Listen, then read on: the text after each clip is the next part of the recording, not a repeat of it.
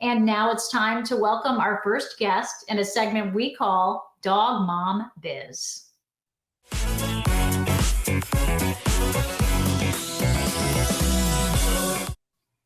Eliza Burr spent 30 years working in the corporate world, but decided to quit to become a dog sitter. 8 years later, she is known as the pet business coach. She uses her experience from those 30 years to help people start and build their own pet business. And she joins us now from Marshall, North Carolina. Welcome to the show, Eliza. Thank you so much, Corrine. I'm happy to be here. Oh, so tell us, does it ramp up your business around the holidays, or do you get like a little respite? Does it get a little slower? When I was running my own pet sitting and dog walking business, the holidays were crazy busy. But as a pet business coach, it ramps down a little bit for me because my clients are busy out servicing their holiday clients right now. Sure, makes total sense. And then you get to take some time to do some vision casting, probably Exactly. for the new year, because I know you are a hard worker. Yeah. So Eliza, I'm curious, when did your love for dogs first spark? As a kid, my dad was forever bringing home stray animals and stray dogs, and I thought it was wonderful. My mother, not so much. She didn't particularly like dogs, so and of course, when you bring a new dog into the house, they attach themselves to the person that is not as friendly, I guess. So they attached themselves to my mom. She was not thrilled about that, but I was delighted, and I grew up. I inherited that love of dogs and all animals from my dad. I grew up with a German Shepherd named Bruno, who he was just my best friend. My dad was military, so we moved around a lot. I didn't have a lot of friends, quite honestly, because we didn't stay in one place very long, but Bruno was with me and he was my best friend. Oh, that is so sweet. That bond and the love that they give us just makes everything better. So therapeutic. Love Bruno. I'm sure he was the most awesome dog. He is. I still miss him. I know, and I bet he inspires you every day. Actually, Yes. still today, that's what they do. Dogs just leave a lasting impression on our hearts, and it never goes away. I'm interested in learning, Eliza, about your experience in the corporate world. We mentioned 30 years. That's a long time. So how do you apply the experience that you had in the corporate world to what you're doing today? Yeah, so I got my undergraduate degree in zoology, and I promptly went into the corporate world, into something that had nothing whatsoever to do with animals or dogs. And I was there for 30 years in a variety of functions, including research and development, operations, and quality. And during that time, a lot of my job was mentoring and coaching people, which I really enjoyed. But I also started to realize that in the corporate world, they do tend to put money over people, unfortunately. And there's nothing wrong with earning money, but it wasn't really in alignment with my own values. So I decided I wanted to start my own business and bring that philosophy of people over money into my own business. So I ended up starting my own pet sitting and dog walking business based in Omaha, Nebraska, and tried to bring that philosophy every day into my interactions with people and how I treat people. I love that. Sometimes when we get started in life, we say, okay, let's do the practical thing.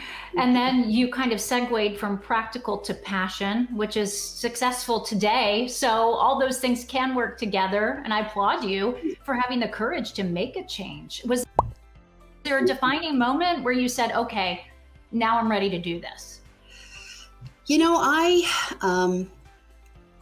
It was kind of my aha moment. I was sitting at my desk one day in my corporate office, and I was looking at a big screen TV that was right above my desk. And you have to picture it was a big open plan workspace. So a sea of desks, and there was this giant TV in the middle of the workspace with a bullet point list of company information, and it was playing a list at the time of the company's mission, vision, and values. And I was watching it, and I just suddenly felt ill. I mean, like throw up on my shoes ill. So I managed to make it to the restroom without throwing up. Yes. But not, in addition to that, I felt, wasn't just sick, I felt like I was in the wrong place, just a very strong feeling that I was in the wrong place. So I couldn't shake that feeling, and that was really unsettling. So I went home and I started doing some research. I literally Googled what to do if you feel like you're in the wrong place. And, Wow. yeah, and you can find anything on Google. Yes. And what came up was entrepreneurship, and specifically encore entrepreneurship, which is people starting their own first businesses when they're 50 years old, around 50 years old. And I was, almost 50 at the time. So I did a bunch of research and I learned more and more about it. And I realized that I wanted to start my own business. So I went home to my husband and I told him that I wanted to quit my nice, well-paying, Yes, tidy, job. predictable job.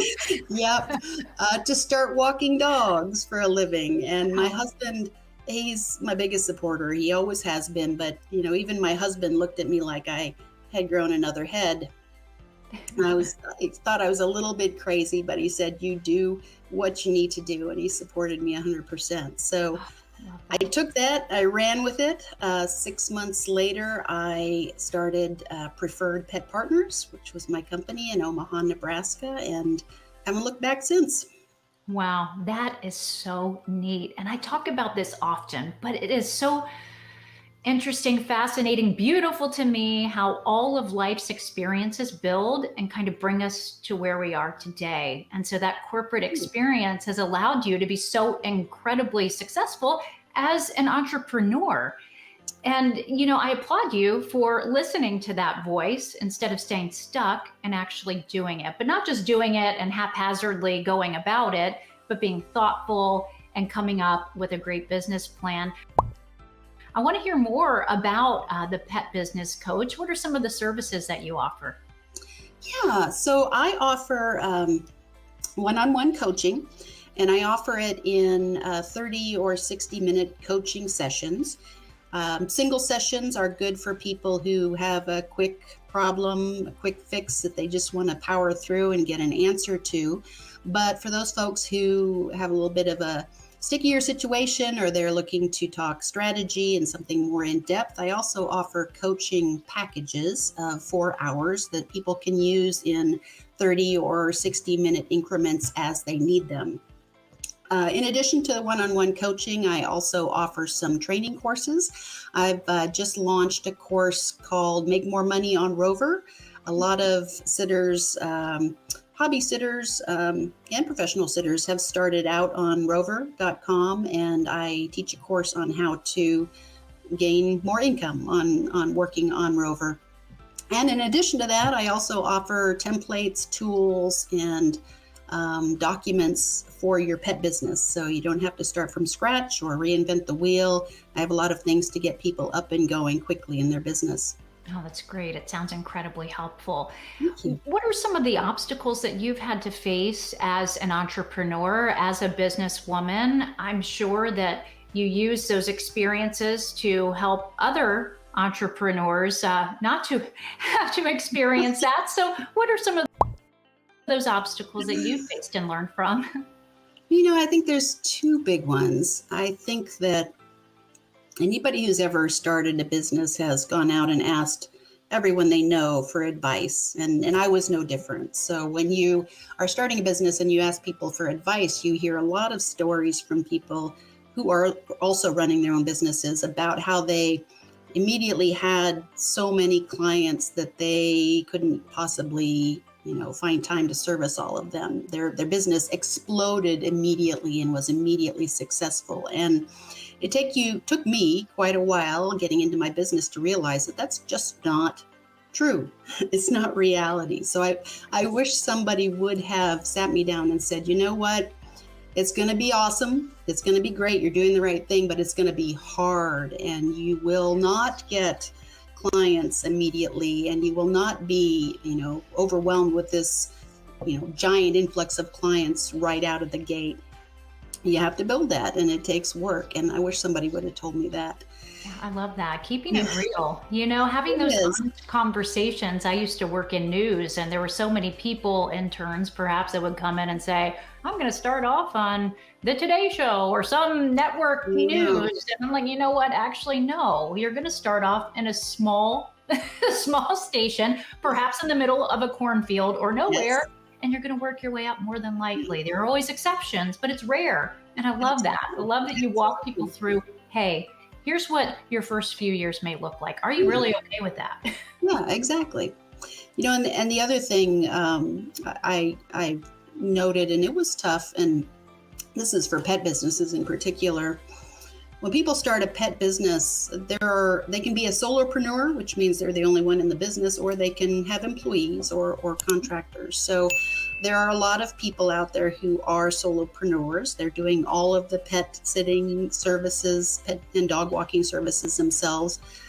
That is tough because there's only so many hours in a day. So these folks are working their butts off to service their clients, and they're getting very little time out, and they're burning out, unfortunately. Yes. So there's not a lot of folks out there as solopreneurs making a living at dog walking and pet sitting. So you can do a couple of things. You can make it a part-time gig, which a lot of people do. It's kind of a side hustle for supplementary income, or you can hire. And that's when one of the challenges comes into play, because people, when you're hiring help for your business, a lot of people out there do still believe that all we do as dog walkers and pet sitters is play with puppies and kittens all day, which we do. Not saying that's not part of the job. It's a wonderful part of the job, but it's not all of the job. So there are some tremendous challenges in education involved in running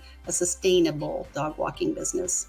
Yes, and one big challenge is often how to create separation or differentiation from other companies in the market doing the same thing. Do you have any tips there? I do, and it's a great question. I talk to a lot of clients who ask me, should I start offering this service or that service or premium services? And that's not a bad thing to offer, diversifying and offering more services. But I also tell them that the best way that you can make yourself stand out is customer service.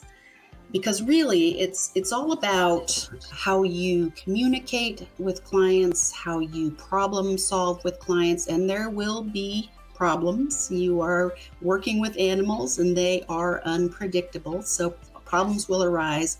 It's all about how you communicate with clients, solve those problems, and how responsive you are.